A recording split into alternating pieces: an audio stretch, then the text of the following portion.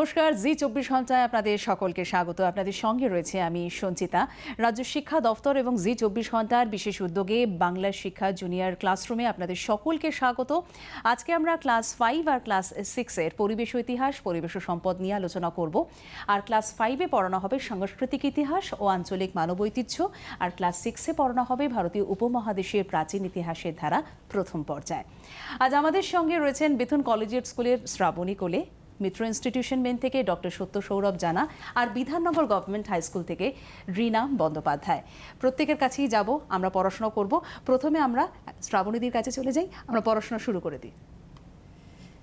আচ্ছা, আজকে তোমাদের আলোচ্য বিষয় হলো পঞ্চম শ্রেণীর পরিবেশ ও সম্পদ। এই অধ্যায়ের বিষয় হচ্ছে সাংস্কৃতিক ইতিহাস ও মানব ঐতিহ্য। এর মধ্যে দেখছো তোমরা দুটো ভাগ রয়েছে। প্রথমে সাংস্কৃতিক ইতিহাস। তা সাংস্কৃতিক ইতিহাস নিয়ে আমরা প্রথমে আলোচনা করি। তা সাংস্কৃতিক ইতিহাস এটা কিন্তু আমরা বাংলার সাংস্কৃতিক ইতিহাসটা দেখব। এখন সংস্কৃতি বলতে কি বোঝায়? তোমরা দেখো তোমাদের স্কুলে সাংস্কৃতিক অনুষ্ঠান করো, তাই না? যেমন কি করো তোমরা সাংস্কৃতিক অনুষ্ঠানে? নাচ, গান, আবৃত্তি এসব করো, নাটক করো বা ছবি আঁকো। এগুলো হচ্ছে শিল্পকলা। তা সাংস্কৃতিক ইতিহাস বলতে কোনো অঞ্চলের সাংস্কৃতিক ইতিহাস, মানে সেখানকার শিল্পকলা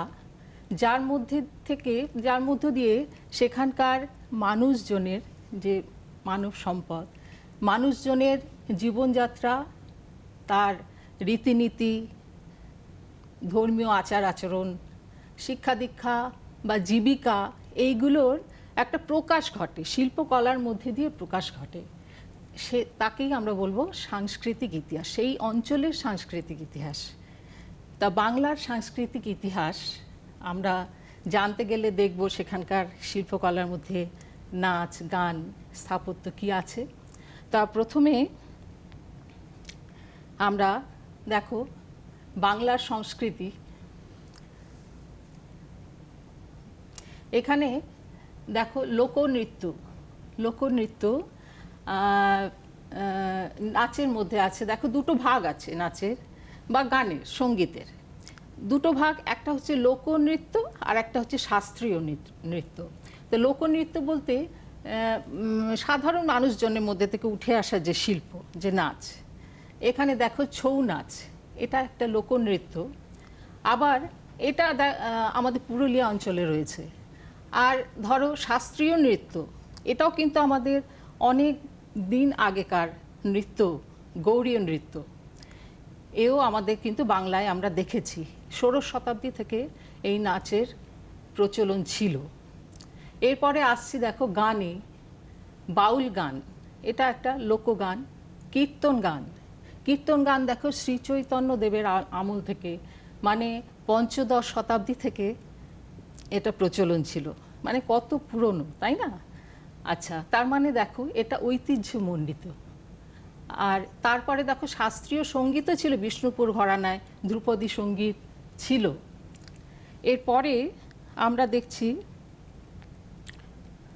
নেক্সট দেখো চিত্রশিল্প, পটচিত্র, বাংলার বিশিষ্ট একটা শিল্প। কালীঘাটের পটচিত্র, এছাড়া মেদিনীপুরের পটচিত্র রয়েছে। তারই একটু উচ্চাঙ্গের যেটা চিত্র দেখো, যামিনী রায়ের চিত্র রয়েছে। আর আমরা যেটা সাধারণভাবে যেটা দিয়ে থাকি গ্রামের মানুষজন, আলপনা, এ আমাদের গ্রামের এবং আমাদের বাংলা নিজস্ব চিত্রকলা। এই চিত্রকলা কিন্তু হারিয়ে যাচ্ছে, পটচিত্র কিন্তু হারিয়ে যাচ্ছে ক্রমশ। তা সেটাকে আমাদের ধরে রাখতে হবে, আমাদের বাংলার সংস্কৃতিকে আমাদের ধরে রাখতে হবে। এরপরে দেখো মুখোশও একটা শিল্পকলা। পুরুলিয়ার ছৌয়ের মুখোশ, দক্ষিণ দিনাজপুরের মুখোশ, গম্ভীরা, মালদার গম্ভীরায় মুখোশ ব্যবহার হয়। এগুলো সব শিল্পকলা। স্থাপত্য, বাঁকুড়ার বিষ্ণুপুরে দেখো স্থাপত্য, পোড়ামাটির মন্দির, অনেক পুরনো, এটাও 16 শতাব্দীর, অনেক প্রাচীন এই স্থাপত্যকলা বাংলার। টেরাকোটার পোড়ামাটির মন্দির। আর তারপরে এছাড়াও আরও অনেক রয়েছে, যেমন কাঁথা শিল্প আর হস্তশিল্প, নানা রকম হস্তশিল্প, তারপরে ধরো কৃষ্ণনগরের মৃৎশিল্প, তা এই সব শিল্প দিয়েই বাংলার সংস্কৃতি। এখন আচ্ছা, তা এই যে শিল্পগুলো তা মানুষ করছে, মানব যা পরিবেশে একটা নির্দিষ্ট পরিবেশের মধ্যে থেকেই মানুষজন এই শিল্প কলার উদ্ভব ঘটাচ্ছে, বা মানুষের যে সৃষ্টিশীলতা সেই তাই দিয়ে তারা এই শিল্পকলা করছে। আচ্ছা, আমাদের তোমরা দেখো তোমাদের বাড়িতেও অনেকে দেখবে যে অনেকে বাড়ির মধ্যে তোমার বাবা বা ঠাকুরদা বংশ পরম্পরায় কোনো শিল্প হয়তো রয়েছে। এখন তোমাকে সেটা সেই শিল্পকলা কিন্তু বয়ে নিয়ে যেতে হবে, কারণ বাংলার যে শিল্পকলা তাকে আমাদের ধরে রাখতে হবে, কেননা এটা হারিয়ে গেলে চলবে না। কোনো শিল্পকলা বা সংস্কৃতি দিয়ে সেই অঞ্চলকে আমরা চিনতে পারি, তার বৈশিষ্ট্য আমাদের ধরে রাখতে হবে। এই শিল্পকলা কিন্তু পরিবেশ থেকে উঠে আসে, পরিবেশ যেরকম শিল্পকলা সেরকম হবে। তা এই পরিবেশ থেকে আমরা নেক্সট অংশে যাই, যে মানব ঐতিহ্য। পরিবেশ থেকে বিভিন্ন পরিবেশে মানুষের নানা রকম সৃষ্টিশীলতার উদ্ভব হয়। যেমন ধরো এবার আমরা যাই ঊনবিংশ শতকে। ঊনবিংশ শতকে এমন একটা পরিবেশ ছিল যখন তোমরা জানো তখন ব্রিটিশ রাজত্ব। এই ব্রিটিশ রাজত্বে তখন ব্রিটিশ রাজত্বে পরাধীনতা, কিন্তু পরাধীনতা সত্ত্বেও তার মধ্যে কিছু ভালো জিনিস কিন্তু ছিল।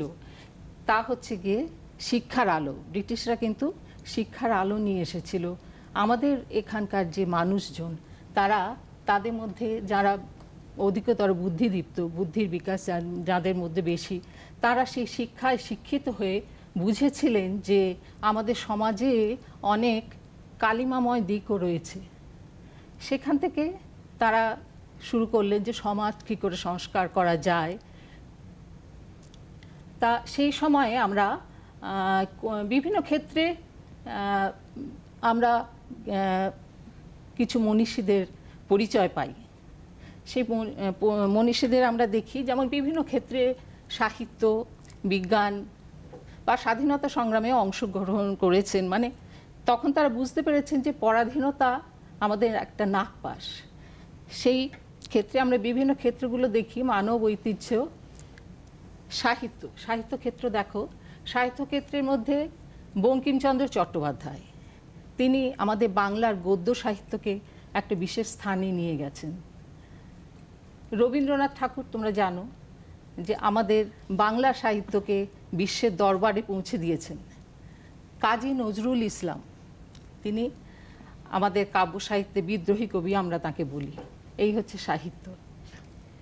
এরপরে দেখো আরও অনেক কবি সাহিত্যিক ছিলেন। সমাজ সংস্কার তখন ওই যে বললাম যে সমাজের নানা রকম কালিমাময় দিক ছিল, যেটা শিক্ষার আলোতে আমাদের মনীষীরা বুঝতে পেরেছিলেন যে এই দিকগুলো দূর করা দরকার। রাজা রামমোহন রায় তিনি এই ক্ষেত্রে এগিয়ে এসেছিলেন। তার কোনো ধর্মীয় ভেদাভেদের ঊর্ধ্বে ছিলেন, আর পাণ্ডিত্য ছিল তার খুব বেশি। যেমন বিভিন্ন ভাষায় তিনি শিক্ষিত ছিলেন, ইংরাজি, আরবি, সংস্কৃত। তা রাজা রামমোহন রায় কী করেছিলেন, তখন কী ছিল আমাদের সমাজে তোমরা জানো, শুনেছো হয়তো, যে এমন অবস্থা ছিল যে স্বামী মারা গেলে তার স্ত্রীকে পুড়িয়ে মেরে ফেলা হতো। এই প্রথা ছিল সতীদাহ প্রথা। এই প্রথার তিনি ব্রিটিশ সরকারের সহায়তায় এই প্রথা রদ করতে পেরেছিলেন। আমরা আরো বিশদে পড়ব, তবে ইতিমধ্যে এই অধ্যায় থেকে একটু প্রশ্নগুলোর দিকে আমরা একটু নজর রাখি। শ্রাবণী ম্যাডাম, আমরা প্রথম প্রশ্নের দিকে একটু নজর রাখছি, যে প্রশ্নগুলো আমাদের মধ্যেই ছাত্রছাত্রীরা পাঠিয়েছে। হেনরি লুই ভিভিয়ান ডিরোজিও তিনি কিসের জন্য বিখ্যাত? আমরা দেখে নিচ্ছি প্রশ্নটা। হেনরি লুই ভিভিয়ান ডিরোজিও তিনি কিসের জন্য বিখ্যাত? মৈনাক মণ্ডল তিনি পাঠিয়েছেন উত্তরটা।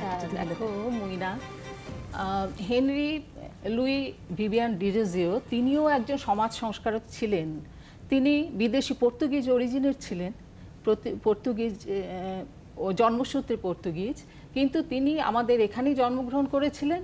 হিন্দু কলেজে তিনি অ্যাসিস্ট্যান্ট হেডমাস্টার মশাই ছিলেন। তিনি যে ছাত্রদের পেয়েছিলেন সেই ছাত্রদের তিনি পাশ্চাত্য শিক্ষায় উদ্বুদ্ধ করেছেন, বিজ্ঞানের আলোকে আলোকিত করেছেন। এই হেনরি লুই ভিভিয়ান ডিরোজিওর যে ছাত্ররা, তারা পরবর্তীকালে ইয়ং বেঙ্গল নামে পরিচিত ছিল। এরা অনেক সমাজ সংস্কার করে গেছে। একজন ফোনে আছে সৌমি দত্ত আমার সঙ্গে। সৌমি, তোমার প্রশ্নটা বলো। সৌমি, সৌমি আমার সঙ্গে রয়েছে? আমার প্রশ্নটা হলো বিরসা মুন্ডা ও তার সঙ্গীরা কাদের সঙ্গে কি জন্য লড়াই করেছিল? আচ্ছা, উত্তরটা। বিরসা মুন্ডা ও তার সঙ্গীরা লড়াই করেছিল ব্রিটিশ এবং জমিদারদের বিপক্ষে।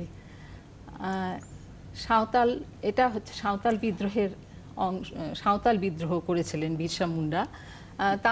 তারা যে বনে অ্যাকচুয়ালি বিরসা মুন্ডা যেটা হচ্ছে মুন্ডা বিদ্রোহের নায়ক ছিলেন, এবং তিনি ওই ব্রিটিশদের যে শোষণ নির্যাতন উপজাতি সমাজগুলোর ওপর হতো, তাদের বিরুদ্ধে তারা লড়াই করেছিল বিরসা মুন্ডার নেতৃত্বে। তারা মনে করতো তাকে পৃথিবীর পিতা বা ধরতি আবা, এইটা মনে করতো। এইভাবেই তারা জয়যুক্ত হয়েছিল শেষ পর্যন্ত, যদিও নানা দমন পীড়নের মাধ্যমে এই মুন্ডা বিদ্রোহকে ব্রিটিশ সরকার সে সময় দমন করেছিল। আচ্ছা, আমরা তো প্রশ্ন উত্তর পর্বেই রয়েছি। আমরা আর একটা প্রশ্ন নেব, মানবিক সম্পদ কাকে বলে, সেই প্রশ্ন আমরা নেব। কিন্তু তার আগে একটু জানিয়ে দিই যে এই প্রশ্নের উত্তর আমরা নেব কিন্তু বিধাননগর গভর্নমেন্ট হাই স্কুলের রীনা বন্দ্যোপাধ্যায়, তিনি এই প্রশ্নের উত্তর দিয়েছেন। আমরা দেখে নেব। মানবিক সম্পদ বলতে আমরা বুঝি মানুষের স্বাস্থ্য এবং মানুষের বুদ্ধি। প্রকৃতিতে যেমন ছড়িয়ে ছিটিয়ে বিভিন্ন সম্পদ আছে, যেমন ধরো উর্বর ভূমি আছে, রুক্ষ জমি আছে, পাথুরে জমি, খনিজ সম্পদ আছে, জঙ্গলের গাছপালার কাঠ আছে। ঠিক সেই রকম মানুষেরও কিন্তু দুটো খুব উল্লেখযোগ্য সম্পদ আছে, একটা হচ্ছে স্বাস্থ্য আর একটা হচ্ছে বুদ্ধি। স্বাস্থ্য সম্পদ, এটা আমরা খুব প্রচলিত একটা কথা, এটা আমরা বলি। আর বুদ্ধির মাধ্যমে আমরা দেখতে পাই যে মানুষ সেই বুদ্ধির ব্যবহার করে সে অনেক উন্নতির দিকে এগিয়ে চলেছে। যেমন ধরা যেতে পারে যে একটা সময় মানুষ রান্না করতে জানতো না, কিন্তু ধীরে ধীরে সে রান্না করতে শিখলো। পরে, অনেক পরে, প্রথম দিকে সে আগুনের ব্যবহারও জানতো না। তখন সে কী করতো, কাঁচা মাংস মানে সেই কাঁচা মাংসটাই সে খেয়ে নিত। যখন আগুনের ব্যবহার শিখলো, তখন কাঁচা মাংস সে ঝলসে খেতে শুরু করলো। এবার আস্তে আস্তে সে মাটির পাত্র তৈরি করতে শিখলো। কুমোরের চাকা আবিষ্কার হওয়ার ফলে সেই চাকার মাধ্যমে মাটির পাত্র করলো, তাতে নকশা করলো। তারপরে ধীরে ধীরে সে আরও খুব ভালোভাবে রান্না করতে শিখলো, বাসনপত্র তৈরি করতে শিখলো। ঠিক সেই রকম করে উনুনের ব্যবহারও কিন্তু সে একের পর এক বুদ্ধি প্রয়োগের মাধ্যমে, অগ্রগতির মাধ্যমে বর্তমানে সেই একদম সেই প্রাচীনকালের যে কাঠের উনুনের থেকে ধীরে ধীরে এখন সে ইলেকট্রিক উনুনে ব্যবহার শিখে নিয়েছে। ঠিক সেই রকম করেই আমরা বলতে পারি মানুষ তার বুদ্ধি প্রয়োগের মাধ্যমে যখন একটা সময় সে পাঠশালাতে শিক্ষা লাভ করত গুরুগৃহে থেকে, সেই শিক্ষাই দেখো তোমরা এখন নিচ্ছ, লাভ করছো শিক্ষক শিক্ষিকাদের কাছ থেকে।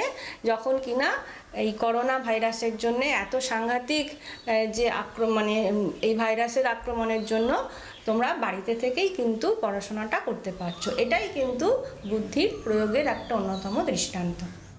এই উত্তরটা তো আমরা নিয়ে নিলাম। আমরা এরপরে যে প্রশ্ন আমাদের পাঠিয়েছে যে সেটা আমরা একটু দেখিনি, ভিডিও বলে। দীপ সর্দার, আমি নরেন্দ্রপুর রামকৃষ্ণ মিশন বিদ্যাপীঠের পঞ্চম শ্রেণীর ছাত্র। আমার প্রশ্নটি হলো যে প্রকৃতি ও মানুষ মিলে কিভাবে সম্পদ তৈরি করে? আমরা এবার উত্তর নিয়ে নিই আপনার থেকে। প্রকৃতি ও মানুষ মিলে কিভাবে সম্পদ তৈরি করে। দেখো, মানুষ প্রকৃতিরই অঙ্গ, তাই না? প্রকৃতিরও নানা সম্পদ রয়েছে, যেমন বনজ সম্পদ, সবই প্রকৃতির সম্পদ। মানুষ প্রকৃতির মধ্যে বেড়ে উঠছে, তার মনন, তার ভাবনা চিন্তা সব কিছু প্রকৃতি থেকেই পাওয়া, জ্ঞান বিজ্ঞান সব কিছু প্রকৃতি থেকে পাওয়া।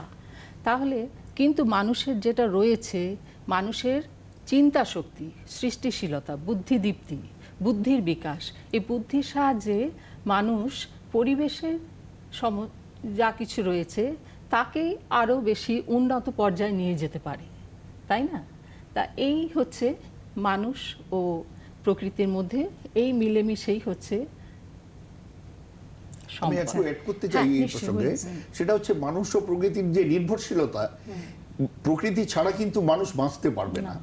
কারণ আমরা সাধারণত শ্বাস প্রশ্বাসের জন্য যে আমরা অক্সিজেন নিই এবং কার্বন ডাই অক্সাইড দিয়ে ছাড়ি, সেটা কিন্তু প্রকৃতিই গ্রহণ করে আমাদের বাঁচার পরিবেশ তৈরি করে দেয়। এটাও অ্যাড করা যেতে পারে এই প্রসঙ্গে। আমরা এবার পরের প্রশ্নে একটু নজর রাখি। পরের প্রশ্নে আমরা দেখব যে পরের যে প্রশ্ন আমাদেরকে পাঠিয়েছে সেটা আজাদ হিন্দ ফৌজ কে বানিয়েছিলেন? সুব্রত মণ্ডল পাঠিয়েছে। আজাদ হিন্দ ফৌজ বানিয়েছিলেন ক্যাপ্টেন মোহন সিং এবং রাসবিহারী বসু সিঙ্গাপুরে, এবং 1942 সালে, যদিও পরবর্তীকালে এর সর্বাধিনায়ক হন সুভাষচন্দ্র বসু। আচ্ছা, আমরা এর পরের যে ভিডিও বলে যে কোয়েশ্চেনটা দেখব, শুভমের একটা কোয়েশ্চেন আছে। আমি শুভম হাইত, আমি সরিষা রামকৃষ্ণ মিশন স্কুলের 5ম শ্রেণীর ছাত্র। আমার প্রশ্নটি হলো যে সাংস্কৃতিক সম্পদ কাকে বলে? সাংস্কৃতিক সম্পদ হচ্ছে গিয়ে, তোমরা শুনলে একটু আগে যে আলোচনাটা হলো, যে বাংলার নানা রকম সংস্কৃতি, এই মিলিয়েই সাংস্কৃতিক সম্পদ, যেটা সেই অঞ্চলের যা বৈশিষ্ট্য তাকে আরো বেশি উদ্ঘাটন করে। এটা সাংস্কৃতিক আচ্ছা, সম্পদ। আমরা এর পরবর্তী প্রশ্নে একটু নজর রাখি তাহলে। পরবর্তী প্রশ্ন ঐশিক দাস পাঠিয়েছে, মনীষী বলতে কি বোঝো? মনীষী বলতে আমরা সেই সমস্ত মানুষদের কথা আমাদের মনে পড়ে যাদের আদর্শ আমরা অনুকরণ এবং অনুসরণ করি এবং আমাদের আগামী দিনের পথ চলার সঠিক নির্দেশ দেয়, তারাই আমাদের কাছে মনীষী হিসেবে পরিচিত। আমি দু একজন মনীষীর উল্লেখ করতে পারি, স্বামী বিবেকানন্দ, ঈশ্বরচন্দ্র বিদ্যাসাগর, রামমোহন, রবীন্দ্রনাথ ঠাকুর, এরা সবাই মনীষীর পর্যায়ে পড়েন। আচ্ছা, এবার আমরা একটু ফোনে চলে যাই। সরাসরি ফোনে আমার সঙ্গে রয়েছে এই মুহূর্তে দিশা সাঁতরা। দিশা, তোমার প্রশ্নটা বলো। আমার প্রশ্ন হচ্ছে মনীষী বলতে কি বোঝো? এক্ষুনি আলোচনা হলো মনীষী বলতে কি বোঝো। আমার মনে হয় শুনেওছ দিশা তুমি। আমাদের অনুষ্ঠান দেখো, আমরা আবার একটু আলোচনায় চলে যাই।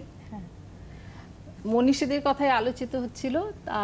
সমাজ সংস্কারক যারা রয়েছেন, রাজা রামমোহন রায়ের কথা তোমরা শুনলে। ঈশ্বরচন্দ্র বিদ্যাসাগর, তিনিও একজন খুব বড় সমাজ সংস্কারক ছিলেন। যেমন রাজা রামমোহন রায় করেছিলেন সতীদাহ প্রথার বিরুদ্ধে আইন প্রণয়নে সহায়তা করেছেন। ঈশ্বরচন্দ্র বিদ্যাসাগর বিধবা বিবাহ যাতে হয় তার ব্যবস্থা করেছিলেন। আর ঈশ্বরচন্দ্র বিদ্যাসাগর আমাদের যে সাধারণ মানুষের মধ্যে, এই যে আমরা এখন পড়াশোনা করছি বাংলায়, এর প্রথম যে অক্ষর পরিচয় তোমরা জানো, বর্ণ পরিচয়, এইটা বিদ্যাসাগর মহাশয়ের রচনা, তাই না? এই সাধারণ মানুষের মধ্যে আগে তো এত লেখাপড়া ছিল না।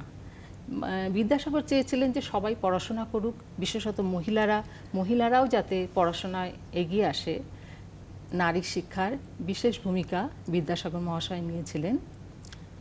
স্বামী বিবেকানন্দ তোমরা শুনলে একটু আগে স্যারের কাছে, তিনিও খুব বড় সমাজ সংস্কারক ছিলেন। আরও অনেকেই ছিলেন। এবার আসি বিজ্ঞান বিষয়ে। আমাদের দেখো, আচার্য জগদীশচন্দ্র বসু, তিনি ছিলেন শিক্ষক এবং পদার্থবিদ। তিনি রেডিও মেকানিজম প্রথম আবিষ্কার করেন। এছাড়া উদ্ভিদ যে উত্তেজনা সাড়া দিতে পারে তা তিনি প্রথম, মানে তার মধ্যেও যে প্রাণের যে বৈশিষ্ট্য রয়েছে সেটা কিন্তু আচার্য জগদীশচন্দ্র বসু বলেছেন। এটা কিন্তু হয়েছে সব সেই সময়ে, এটা 19বিংশ শতাব্দীতে যখন নবজাগরণ, মানে মানুষ যখন প্রথম জেগে উঠেছিল, সেই সময় আমরা অনেক মনীষীদের পেয়েছিলাম। একটু বিরত করছি। আমার সঙ্গে রোহিত দে সরাসরি টেলিফোন লাইনে রয়েছে। রোহিত, তোমার প্রশ্ন বলো। আমার প্রশ্নটি হলো সাংস্কৃতিক সম্পদ কাকে বলে? আচ্ছা, অনুষ্ঠান দেখো, আমরা জেনে নিচ্ছি, অনুষ্ঠানের সঙ্গে থাকো। সাংস্কৃতিক সম্পদ একটু আগেই আলোচিত হয়েছে, মনে হয় তুমি শুনেছো। হ্যাঁ, ঠিক আছে। এবার আমরা তাহলে যে আলোচনায় ছিলাম। আরেকজন বিজ্ঞানীর কথা আমরা জানি, তিনিও ছিলেন শিক্ষক এবং বিজ্ঞানী, রসায়নবিদ আচার্য প্রফুল্লচন্দ্র রায়। এখন এই বর্তমান করোনা পরিস্থিতিতে তোমরা জানো যে একটি ওষুধের কথা খুব আলোচিত হচ্ছে, হাইড্রক্সিক্লোরোকুইন। Right. হ্যাঁ, এটা যে প্রতিষ্ঠান থেকে তৈরি হয়েছিল সেটা হচ্ছে বেঙ্গল কেমিক্যাল। তার প্রতিষ্ঠাতা হচ্ছেন আচার্য প্রফুল্লচন্দ্র রায়। এটা হয়েছে ১৯বিংশ শতাব্দীতে, কিন্তু তার ফল ভোগ করছি আমরা এখন। একেবারে। আর একটু ফোন নিয়ে নিচ্ছি, আমি এটা বিরত করলাম আপনাকে। অঙ্কন আমার সঙ্গে টেলিফোন লাইনে রয়েছেন। অঙ্কন, তোমার প্রশ্নটা বলো। আমার প্রশ্ন হলো সত্য প্রথা কি? আরেকবার বলবি প্লিজ। সতীদাহ প্রথা কি? আচ্ছা সতীদাহ আচ্ছা আচ্ছা, দেখো তুমি শোনো, আমরা উত্তরটা নিয়ে নিচ্ছি। সতীদাহ প্রথা কি? ভারতবর্ষে একটা অমানবিক প্রথা প্রচলিত ছিল। সেই প্রথাটা হচ্ছে সতীদাহ প্রথা, অর্থাৎ স্বামী মারা গেলে তার বিধবা স্ত্রীকে আগুনে পুড়িয়ে মারা হতো। 1829 সালে লর্ড উইলিয়াম বেন্টিং রাজা রামমোহন রায়ের প্রচেষ্টায় এই সতীদাহ প্রথা নিষিদ্ধ করেছিলেন আইন প্রণয়ন করে। আচ্ছা, আমরা যে পড়াটা ওটা কমপ্লিট করে নিই, যে পড়াটা পড়ছিলাম আপনার কাছে। আরেকজন বৈজ্ঞানিক তুমি দেখো, সত্যেন্দ্রনাথ বসু, তিনিও ছিলেন, তিনি খুব বড় অসামান্য তার প্রতিভা ছিল। আইনস্টাইনের সঙ্গে তার থিওরি রয়েছে। আর সত্যেন্দ্রনাথ বসুর বোসন কণা এখন বর্তমান যুগে খুব সেটা প্রাসঙ্গিক। আচ্ছা, এরপরেও আরও নানা দিকে আমরা দেখেছিলাম মনীষীদের বাংলা রেনেসাঁসের যুগে, সে হচ্ছে শিক্ষার দিকে। হেনরি লুই ভিভিয়ান ডিরোজিও সম্পর্কে আলোচিত হয়েছে, একটু আগে তোমরা শুনেছো। ভগিনী নিবেদিতা, তিনি বিদেশিনী ছিলেন, কিন্তু আমাদের এই বাংলায় এসে তিনি নারী শিক্ষার জন্য অনেক কাজ করে গেছেন। বা প্লেগ যেমন এখন করোনা মহামারী চলছে, একসময় কলকাতায় ভারতবর্ষেই প্লেগের প্রাদুর্ভাব হয়েছিল, তখন ভগিনী নিবেদিতা অনেক সেবা করে গেছেন। তাকে দেখেই আরও আমাদের এখানে বাংলা নারী সমাজ উদ্বুদ্ধ হয়েছে, তাই না? বেগম রোকেয়া, তিনি মেয়েদের পড়াশোনার জন্য অনেক কাজ করে গেছেন। এরপরে আসছে স্বাধীনতা সংগ্রাম। দেখো, মোহনদাস করমচাঁদ গান্ধী, তিনি কি করেছিলেন? তিনি খুব বড় নেতা ছিলেন। সমস্ত ভারতের মানুষকে তিনি একসঙ্গে করতে পেরেছিলেন ব্রিটিশদের সঙ্গে বিরুদ্ধে লড়াই করার জন্য। সুভাষচন্দ্র বসু, তার কথাও তোমরা শুনেছো স্যারের কাছে। তিনি আজাদ হিন্দ ফৌজের সেনানায়ক ছিলেন। ভারতবর্ষের বাইরে থেকে ভারতবর্ষ স্বাধীন করার জন্য যুদ্ধ করেছেন। একটা বিষয় একটু ছাত্রছাত্রীদের বলে দিই, যে এই যে অধ্যায়টা আমরা পড়ছি, এই অধ্যায়টার মধ্যে তো বেশ কিছু বিষয় আমরা নজর রাখতে হবে। অ্যাসাইনমেন্টের দিকে একটু নজর দিই। এবার আমরা একটা অ্যাসাইনমেন্ট দেখিনি, আমরা অ্যাসাইনমেন্ট 1-এর দিকে একটু নজর দিচ্ছি। ক স্তম্ভের সঙ্গে খ স্তম্ভ মেলাও। ক স্তম্ভে সত্যেন্দ্রনাথ বসু যেমন রয়েছে, খ স্তম্ভে রয়েছে শিক্ষক। এরমই বিষয়টা লোকনৃত্য, ডিরোজিও, গম্ভীরা, এর সঙ্গে কোনটা কোনটা মিলবে? মালদা, বিজ্ঞানী এবং ছৌ। এবার অ্যাসাইনমেন্ট 2, শূন্যস্থান পূরণ করো। ক, ইংরেজদের বিরুদ্ধে সমগ্র দেশের মানুষকে একজোট করেছিলেন ড্যাশ। এবার খ, গীতা পাঠ অপেক্ষা ফুটবল খেললে তোমার স্বর্গের অধিক সমীপবর্তী হইবে বলেছিলেন ড্যাশ। এবার গ, একজন রসায়নবিদ, শিক্ষক ও ইতিহাসবিদ যার নাম বর্তমান করোনা পরিস্থিতিতে আলোচিত হচ্ছে, তিনি হলেন ড্যাশ, তার স্থাপিত প্রতিষ্ঠানের নাম ড্যাশ। এবার আমরা নজর দেব অ্যাসাইনমেন্ট 3-এর দিকে। অ্যাসাইনমেন্ট 3টা কি না, সঠিক উত্তরটি বেছে নিয়ে লেখো। ক, ভগিনী নিবেদিতার জন্ম ভারতে না বিদেশে? খ,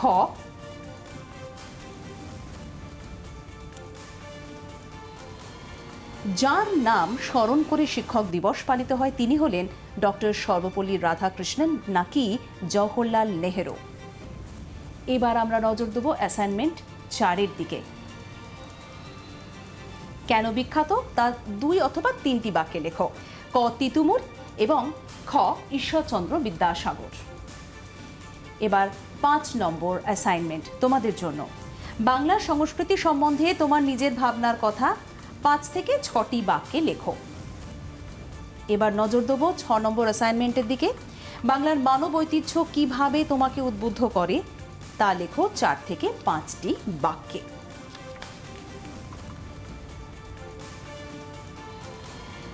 আমরা তো ক্লাস 5-এর পড়াশোনাটা শেষ করে ফেললাম, এবার একটা ছোট্ট বিরতির সময় হয়ে গেছে এবং ক্লাস 6-এর পড়াশোনা নিয়ে ফেরত আসবো, অর্থাৎ পরিবেশ এবং ইতিহাস নিয়ে ফেরত আসবো, এবং তোমরা সঙ্গে থাকো জি 24 ঘন্টা।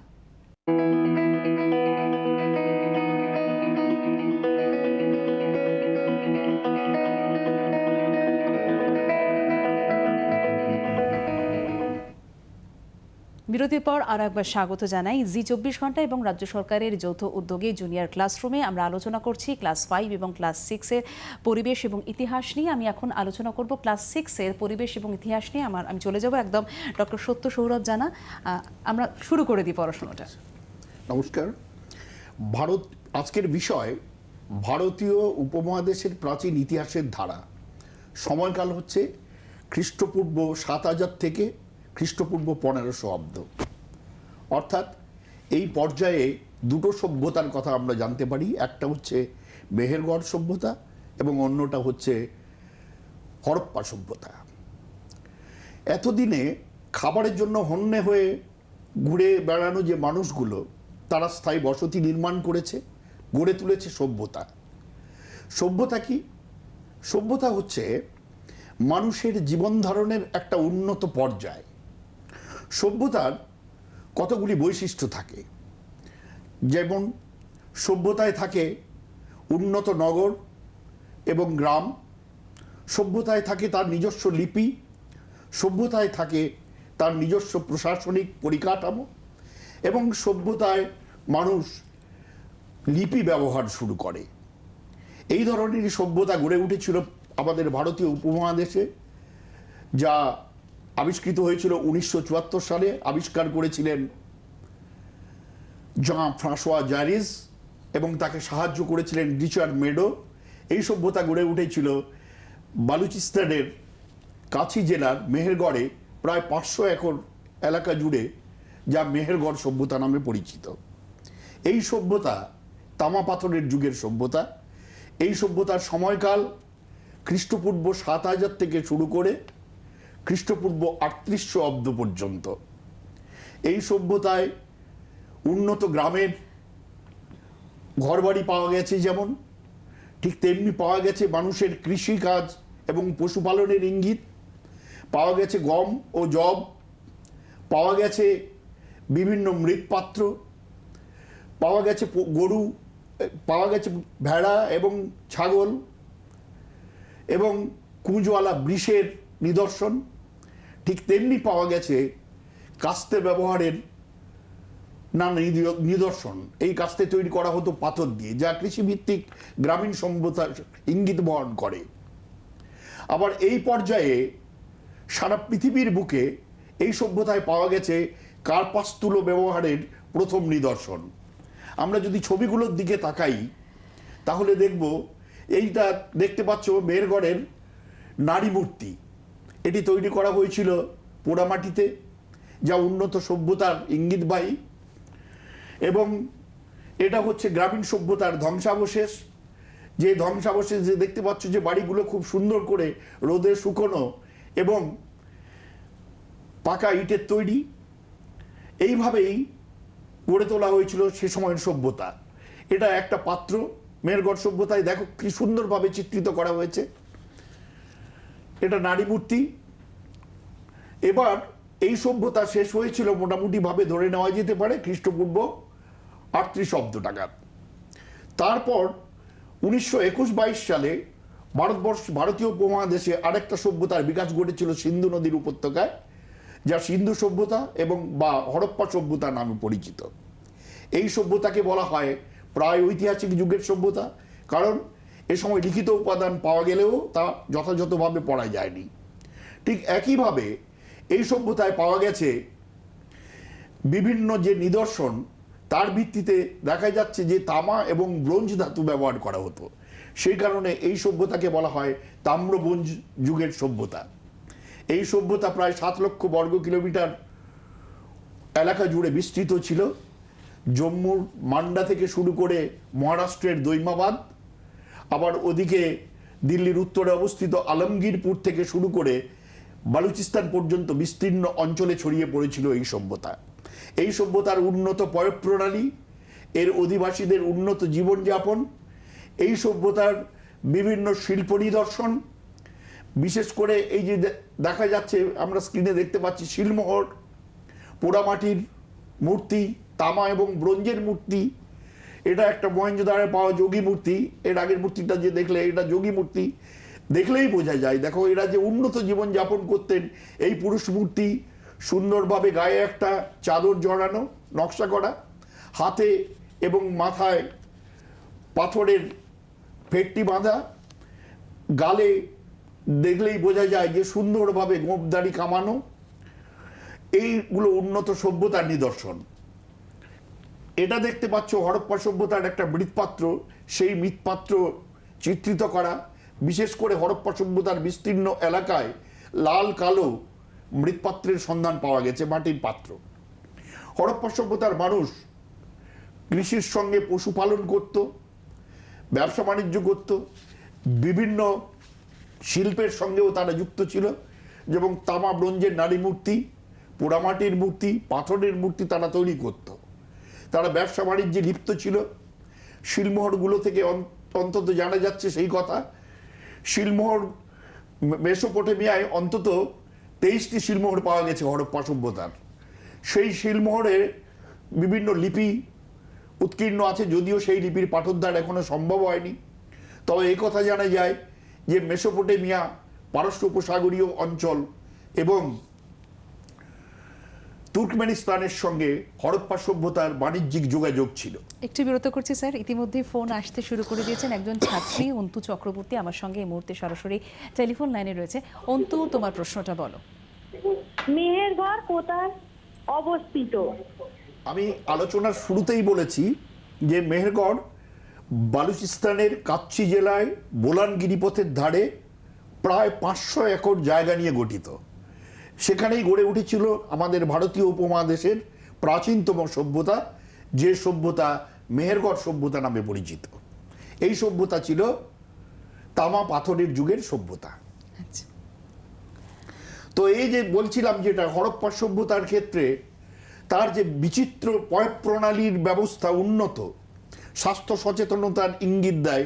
যেমন প্রতিটি বাড়ির যে শৌচাগারের নর্দমা, সেই নর্দমা গিয়ে পড়তো রাস্তায় বড় নর্দমায়, এবং সেখান থেকে সেই ঢাকা নর্দমা, সেখান দিয়ে সেই নোংরা সব বেরিয়ে যেত নদীতে বা অন্য কোনো নিষ্কাশনের জায়গায়, সেগুলোকে ফেলা হতো। এবং হরপ্পা সভ্যতায় বাড়িগুলি তৈরি হয়েছিল মূলত দুটি এলাকায়। উঁচু যে অংশ শহরের, সেটাকে বলা হতো সিটাডেল। সেই সিটাডেল অঞ্চলে বড় বাড়িতে যারা বাস করতেন তারা ধনী সম্প্রদায়ের মানুষ ছিলেন, এবং নিচু এলাকায় যারা বাস করতেন তারা গরিব সম্প্রদায়ের মানুষ ছিলেন বলে ধরা যায়। ছবিতে দেখা যাচ্ছে, দেখো হরপ্পা সভ্যতার স্নানাগার। এই স্নানাগারের আমরা যে দেখতে পাচ্ছি সুসজ্জিত, এর জল অনেক সময় বাইরে বার করে দেওয়া হতো এবং প্রয়োজনে অপরিষ্কার জল বাল করে দিয়ে শুদ্ধ জল ঢোকানো হতো। এগুলি সম্ভবত ধর্মীয় কাজেও ব্যবহার করা হতো। স্যার, ইতিমধ্যেই আমাদের কাছে আর একটা ফোন এসছে। সৌমিক দাস আমার সঙ্গে রয়েছে এই মুহূর্তে টেলিফোন লাইনে। সৌমিক, আচ্ছা সৌমিক, তোমার প্রশ্নটা বলো তোমার প্রশ্নটা বলো। আমার আজকের প্রশ্ন, হোয়াই ইন্ডিয়া কল্ড সাবকন্টিনেন্ট, এটা ইয়েস বা নো? কি বোঝা গেল না, আরেকবার বলবে প্লিজ? আরেকবার বলবে প্লিজ? প্রশ্নটা আরেকবার বলো। India called subcontinent, yes or no? Sir, বুঝতে পারছেন? কোশ্চেনটা প্রশ্নটা বোঝা ঠিক যাচ্ছে না? বোঝা যাচ্ছে না প্রশ্নটা। Why India called subcontinent? Why India called subcontinent? Yes or no?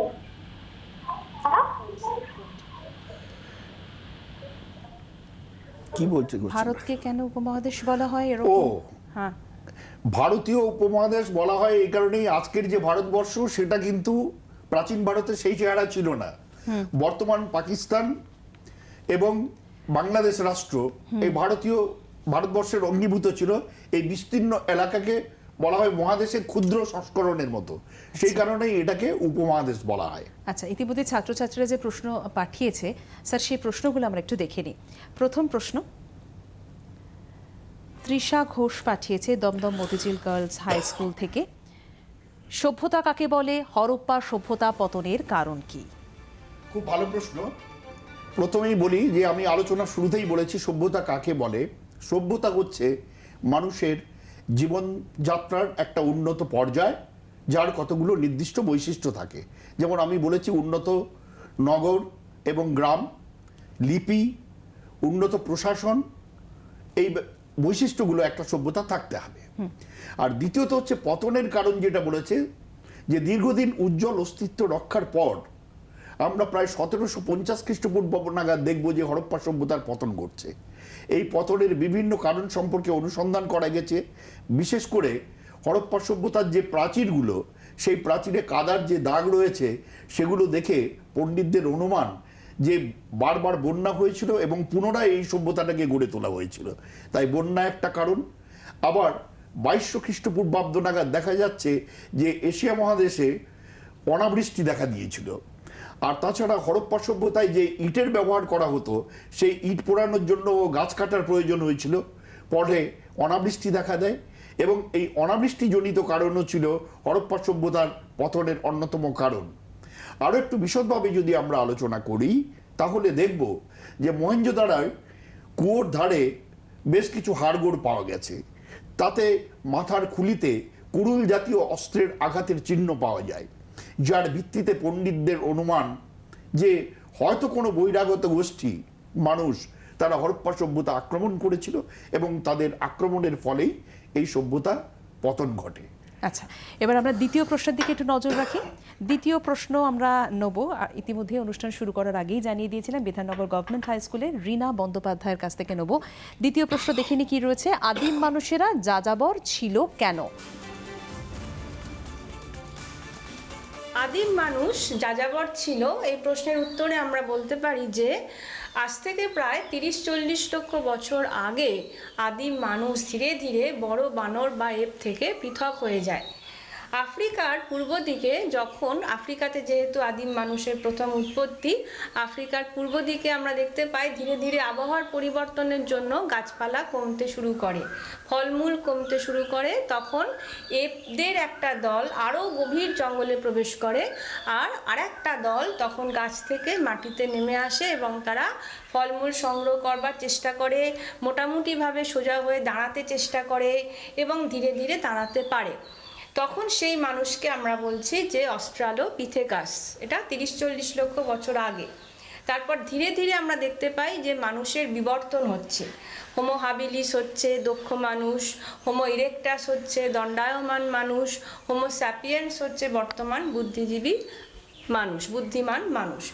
এবং দেখা যাচ্ছে যে মানুষ যখন প্রস্তর যুগ, সে তো পাথরের হাতিয়ার ব্যবহার করত, প্রথমে ভোঁতা, তারপর তার বুদ্ধি প্রয়োগ করে সূক্ষ্ম, তারপরে আরও সূক্ষ্ম, এইভাবে তার অগ্রগতি ঘটেছে, সভ্যতার বিবর্তন হয়েছে। আদি এবং মধ্য প্রস্তর যুগে আমরা দেখতে পাই মানুষ গুহাবাসী, মানুষে পশুকে হত্যা করছে, একসঙ্গে দলবদ্ধভাবে থাকছে, কখনোই একটা জায়গায় থাকছে না। তার কারণ হচ্ছে সে খুবই ইনসিকিউর ফিল করছে, সে একসঙ্গে থাকছে যাতে অন্যান্য পশু পাখির হাত থেকে সে বাঁচতে পারে, খাদ্যের সন্ধান যাতে সে করতে পারে।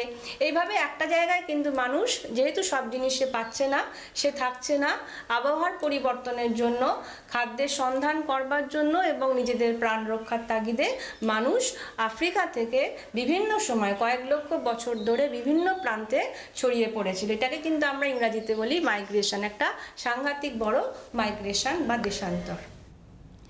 আচ্ছা, আমরা তো এই প্রশ্নের উত্তরটা পেয়ে গেলাম। এবার আমরা একটু ভিডিও কোয়েশনের দিকে নজর রাখছি। আমরা দেখিনি কি প্রশ্ন রয়েছে। আমার নাম নন্দিনী কর, আমি বহরমপুর মহারানী কাশেশ্বরী গার্লস হাই স্কুলে ক্লাস 6-এর ছাত্রী। আমার প্রশ্ন হলো, হরপ্পার নগর জীবনে ধনী গরিবের ভেদাভেদ ছিল, এটি কি থেকে বোঝা যায়? দুটো জিনিস থেকে বিষয়টা পরিষ্কার। একটা হচ্ছে হরপ্পা সভ্যতার যে নগরের নিদর্শন আমরা পাই, তাতে দেখা যাচ্ছে শহর নগরের দুটো ভাগ। একটা হচ্ছে উঁচু এলাকা এবং যেটা সিটাডেল নামে পরিচিত, আর একটা হচ্ছে নিচু এলাকা যেখানে সাধারণ মানুষের বসতি ছিল। অর্থাৎ কিছু বাড়ি কোঠা বাড়ির মতো, আবার কিছু বাড়ি হচ্ছে কুঠুরি টাইপের। এই যে দু ধরনের বাড়ি, এতে অনুমান করা যায় যে উঁচু বাড়িগুলোতে ধনী সম্প্রদায়ের মানুষ থাকতেন এবং নিচু বাড়িগুলোতে থাকতেন গরিব সম্প্রদায়ের মানুষ। দ্বিতীয় উদাহরণ হচ্ছে হরপ্পা সভ্যতায় যে সমস্ত ভাস্কর্য শিল্পের নিদর্শন পাওয়া গেছে তার মধ্যে দেখা যাচ্ছে তামা এবং ব্রোঞ্জের যে ভাস্কর্যগুলো সেগুলো হচ্ছে সংখ্যায় কম, যার ভিত্তিতে মনে হচ্ছে যে এই শিল্পগুলো সৃষ্টি করেছিলেন ধনী সম্প্রদায়ের মানুষ। আবার তুলনামূলকভাবে পোড়ামাটির যে মূর্তি যেগুলো পাওয়া গেছে সেগুলো সংখ্যায় প্রচুর। এই যে প্রাচুর্য, এটা প্রমাণ করছে যে হরপ্পা সভ্যতার সংখ্যাধিক্য গরিব শ্রেণীর মানুষেরাই এটাকে তৈরি করেছিলেন। তাছাড়া এই সভ্যতায় যে সমাজ বিন্যাসে আমরা সামাজিক যে স্তরভেদ ছিল সেটা প্রমাণিত। তার কারণ হচ্ছে 1750 খ্রিস্টাব্দ নাগাদ সভ্যতা পতনের পথে যখন অগ্রসর হচ্ছিল, এদের যে পারস্পরিক দ্বন্দ্ব এবং সেই দ্বন্দ্বের ফলে তাদের মধ্যে যে প্রশাসনিক দুর্বলতা প্রকট হয়ে দেখা দিয়েছিল, তার ফলে এই সভ্যতাকে পতন অবশ্যম্ভাবী করেছিল। সেই কারণেই বোঝা যায় যে হরপ্পার সমাজে ধনী এবং দরিদ্র মানুষের অবস্থান ছিল। আমরা এবার তার পরের প্রশ্নের দিকে নজর রাখি স্যার। পরের প্রশ্ন দেখে নিই। পরের প্রশ্ন, শিলমোহর কি? সুদীপ্ত সরকারের প্রশ্ন, শিলমোহর কি? খুব ভালো প্রশ্ন। শিলমোহর হচ্ছে হরপ্পা সভ্যতার অন্যতম শিল্প নিদর্শন। শিলমোহর হচ্ছে হরপ্পা সভ্যতার অন্যতম শিল্প নিদর্শন, যে শিল্প নিদর্শন তৈরি করা হতো নরম পাথর কিংবা পোড়ামাটি দিয়ে। প্রথমে একটা উল্টো দিকের নকশা তৈরি করা হতো, সেই নকশাটাকে নরম পাথরের গায়ে সোজা দিকে ফুটিয়ে তোলা হতো। এতে এই শিলমোহরটা তোমরা দেখতে পাচ্ছ, সেই শিলমোহরের গায়ে উৎকীর্ণ করা হতো শিংওয়ালা মানুষ, এক শিংওয়ালা একটা অদ্ভুত ধরনের প্রাণী, বাঘ, গন্ডার, যোগী মূর্তি। এবং এই শিলমোহরের গায়ে পাওয়া গেছে হরপ্পা সভ্যতার সেই অনাবিষ্কৃত লিপি, যার পাঠোদ্ধার এখনো সম্ভব হয়নি। তো ফলে এই শিলমোহরগুলো অনেক পণ্ডিত মনে করেছেন যে এই শিলমোহরগুলো বিনিময়ের মাধ্যম, অর্থাৎ মুদ্রা হিসেবে হয়তো ব্যবহার করা হতো, কিংবা ধর্মীয় সংস্কারের ক্ষেত্রে এগুলো নিদর্শন হিসেবে রাখবার জন্য মানুষ এগুলো তৈরি করত। একেবারে। আমরা এবার তারপরের প্রশ্নে একটু নজর রাখছি স্যার। আমরা একটু ভিডিও ওয়ালে কোয়েশ্চেন দেখে নেব। অর্ঘ্যদীপ পাঠিয়েছে।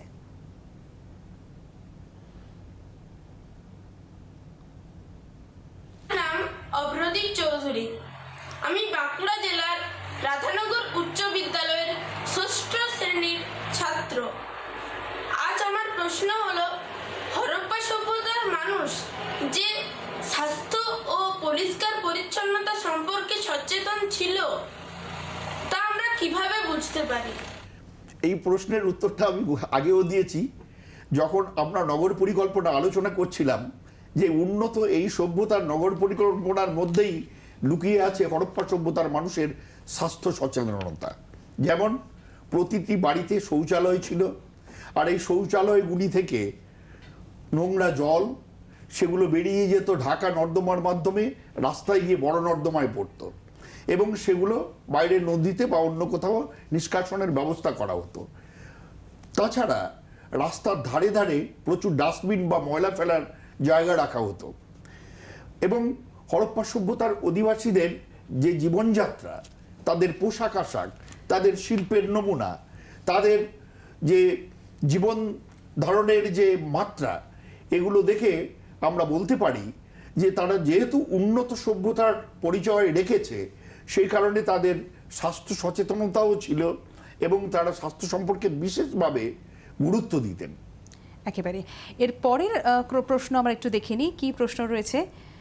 সম্রাটের তরফ থেকে প্রশ্ন রয়েছে, কি প্রশ্ন আমরা একটু দেখে নিই। হরপ্পা সভ্যতার শেষ পর্যায়ে নগর শাসন ব্যবস্থা কেন দুর্বল হয়ে পড়েছিল? আমি আগেই বলেছি যে একটা সভ্যতা যখন পতন ঘটে, কোনো একটা বিশেষ কারণে ঘটে না, তার বিভিন্ন কারণ থাকে। সেই বিভিন্ন কারণগুলো নগর শাসন ব্যবস্থাকেও দুর্বল করে দিয়েছিল। সামাজিক ভেদাভেদ থাকার ফলে মানুষের মধ্যে চাহিদা বাড়ছিল এবং সেই চাহিদা তাদের পারস্পরিক প্রতিদ্বন্দ্বিতার পথে পৌঁছে দিয়ে গিয়েছিল।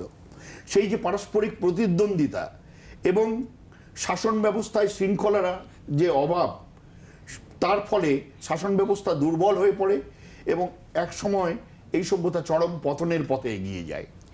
আমাদের সঙ্গে সরাসরি একজন ছাত্র টেলিফোন লাইনে রয়েছে, মহেশ পাত্র। মহেশ, তোমার প্রশ্নটা বলো। আমার আজকের প্রশ্ন হলো যে হরপ্পা সভ্যতার সমাধি কিভাবে দেওয়া হয়েছিল? আচ্ছা, হরপ্পা সভ্যতার যে সমাধি আমরা পাই তাতে দেখা যায় যে দেহকে কাত করে বা সোজাভাবে শুইয়ে দেওয়া হতো। এই সমাধি 3 ধরনের সমাধির নিদর্শন পাওয়া গেছে। একটা হচ্ছে আংশিক সমাধি। সেই আংশিক সমাধি হচ্ছে কি, প্রথমে দেহটিকে পোড়ানো হতো, তার যে ছাই সেটাকে সমাধিস্থ করা হতো, সেটা হচ্ছে আংশিক সমাধি। আর একটা দেহান্তর সমাধি, আর একটা হচ্ছে যুগ্ম সমাধি।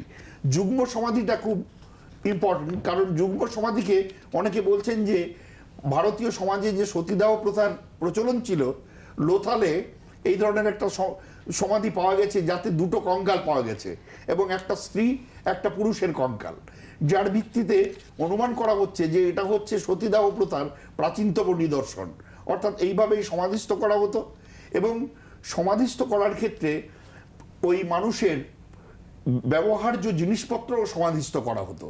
আচ্ছা, ফলে মিশরের যে সভ্যতা, তার সেই যে সংস্কৃতি, তার সঙ্গে হরপ্পা সভ্যতার একটা আমরা যোগাযোগ দেখতে পাই। আচ্ছা, আরেকজন আমাদের সঙ্গে রয়েছেন টেলিফোন লাইনে, স্নেহা। স্নেহা, তোমার প্রশ্নটা বলো। হরপ্পার সিন্ধু নদীর তীরে হরপ্পা সভ্যতার শহরগুলি কেন গড়ে উঠেছিল? প্রথমেই বলি, হরপ্পা সভ্যতা সিন্ধু নদীর তীরে গড়ে উঠলেও এর বিস্তার ছিল সিন্ধু উপত্যকার বাইরে বিস্তীর্ণ এলাকা। তবে সিন্ধু নদীর তীরে এই সভ্যতা গড়ে ওঠার প্রধান কারণ ছিল, প্রথমেই জানো, যে যোগাযোগ ব্যবস্থার সুবিধে, মানুষের জীবিকা অর্জনের সুবিধে, যারা মাছ শিকার করে তাদের পক্ষে সুবিধে হয় নদীর ধারে। আর তৃতীয়ত হচ্ছে কি, বাণিজ্যিক সুবিধে। নদীপথকে ব্যবহার করে তারা বিভিন্ন দেশের সঙ্গে ব্যবসা বাণিজ্য করতে পারত। এই কারণেই সভ্যতা গড়ে তোলার পেছনে যে জিনিসগুলো কার্যকর হয়, সেই জিনিসগুলো যেহেতু নদীর ধারে থাকলে পরে সহজে পাওয়া যেতে পারে, সেই কারণেই তারা সিন্ধু উপত্যকায় সভ্যতা গড়ে তুলেছিল। আচ্ছা, তাহলে এবার ছাত্রছাত্রীদের উদ্দেশ্যে বলি যে আজকে তো আমরা এই চ্যাপ্টারটা পুরোটাই পড়লাম, এবার একটু নজর রাখি অ্যাসাইনমেন্টের দিকে। অ্যাসাইনমেন্ট 1-এর দিকে এবার প্রথমে নজর। সভ্যতার নানা দিকগুলি কি কি তা উল্লেখ করো। অ্যাসাইনমেন্ট 2, মেহেরগড় সভ্যতার যে কোনো 2টি বৈশিষ্ট্য উল্লেখ করো। অ্যাসাইনমেন্ট 3, হরপ্পা সভ্যতাকে প্রায় ঐতিহাসিক যুগের সভ্যতা বলা হয় কেন? অ্যাসাইনমেন্ট 4, হরপ্পা সভ্যতার বাণিজ্য কেমন ছিল?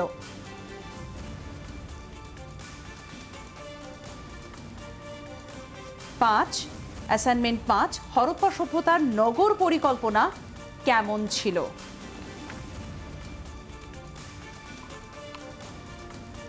আজকে তো পড়াশোনাটা হয়ে গেল, এবার আরও বেশ কিছু জিনিস তোমাদেরকে জানানো আছে। তার আগে একটু আপনাদের ধন্যবাদ জানাই আমাদের স্টুডিওতে আসার জন্য এবং সুন্দর করে পড়ানোর জন্য। এবার ছাত্রছাত্রীদের উদ্দেশ্যে যে বিষয়গুলো জানিয়ে দেবো, ভীষণ জরুরি, যে জুনিয়র ক্লাসরুম তোমাদের যে পরের ক্লাসটা নেওয়া হবে, অর্থাৎ 7 এবং 8-এ আগামীকাল অর্থাৎ 29 তারিখ ঠিক সকাল 10টায় 7ম শ্রেণীর বিষয় পরিবেশ ও ভূগোল, টপিক হলো ভূপৃষ্ঠের কোন স্থানের অবস্থান নির্ণয়, এবং 8ম শ্রেণীর বিষয় পরিবেশ ও ভূগোল, টপিক শিলা, শিলাচক্র ও ভূমিরূপের ওপর শিলার প্রভাব। তোমাদের আরও যে বিষয়টা জানাবো, জুনিয়র ক্লাসরুম তোমাদের প্রশ্ন আমাদের কাছে তোমরা করতে পারো 28 তারিখ অর্থাৎ মঙ্গলবার ঠিক দুপুর 1টার মধ্যে, এবং হোয়াটসঅ্যাপ করতে পারো 9434324078, ইমেল করতে পারো grclassroom2020@gmail.com-এ।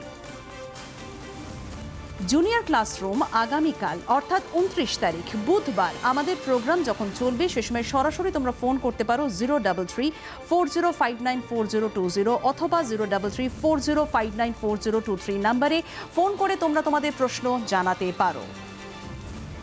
আরও যে তথ্য তোমাদের সঙ্গে আমরা শেয়ার করব যে জুনিয়র ক্লাসরুম আগামী বৃহস্পতিবার অর্থাৎ 30 তারিখ পঞ্চম শ্রেণী এবং ষষ্ঠ শ্রেণীর ছাত্রছাত্রীদের জন্য ক্লাসের ব্যবস্থা করা হয়েছে জি 24 ঘন্টায় ঠিক সকাল 10টায়। বিষয় হলো পঞ্চম শ্রেণীর জন্য আমাদের পরিবেশ। টপিক পশ্চিমবঙ্গের সাধারণ পরিচিতি, ভূমিরূপ এবং পশ্চিমবঙ্গের বন নদী। ষষ্ঠ শ্রেণীর বিষয় পরিবেশ ও ভূগোল। টপিক হলো পৃথিবীর আবর্তন। একদম শেষে জানিয়ে দিই, যে প্রশ্নের উত্তর দেওয়া হলো না এই সমস্ত প্রশ্নের উত্তর পাবে banglarshikha.gov.in-এ। সাবধানে থাকুন, সতর্ক থাকুন আর সঙ্গে রাখুন জি 24 ঘন্টা।